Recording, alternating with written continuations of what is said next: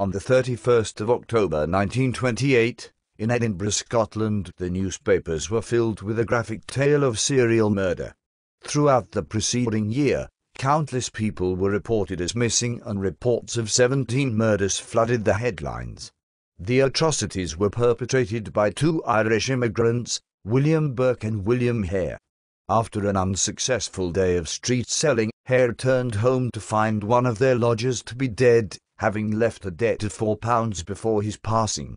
In an attempt to reclaim this debt and solve his problem of having a dead body to dispose of, Hare enlisted the help of good friend Burke, and the two of them sold the corpse to a local medical school for £7 and 10 shillings. Realizing how lucrative this simple transaction was, the pair embarked on a killing spree, amassing 17 victims before their capture. The tale of Burke and Hare has now been turned into a screenplay and is at cinemas everywhere. If this project were given to someone like Tim Burton, you could expect a very dark, twisted plot that would give justice to the gruesome crimes.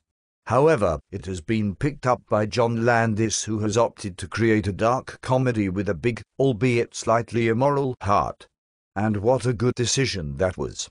Having cast Simon Pegg, who shot to worldwide fame whilst working with Edgar Wright on Shaun of the Dead and Hot Fuzz, and Andy Serkis, better known as Gollum from the Lord of the Rings trilogy, Landis found the no longer one-dimensional Isla Fisher to add to the all-star cast.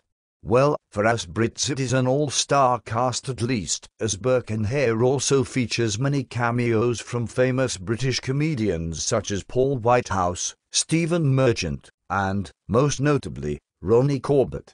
I am curious to find out how Burke and Hare will be received by American audiences, who will not only see a lot less familiar faces, but also may not understand some of the accents. Landis has made a good decision casting Pegg and Serkis as the lead roles, as both of their Irish accents are thick, yet completely understandable. Some of the Scottish twangs, however, are not so clear. Isla Fisher, whose parents are Scottish, is also very understandable, although that could be because she keeps slipping into her native Aussie tongue. Probably the hardest dialogue to grasp is that of Ronnie Corbett, who is actually English, but he's also so damn posh.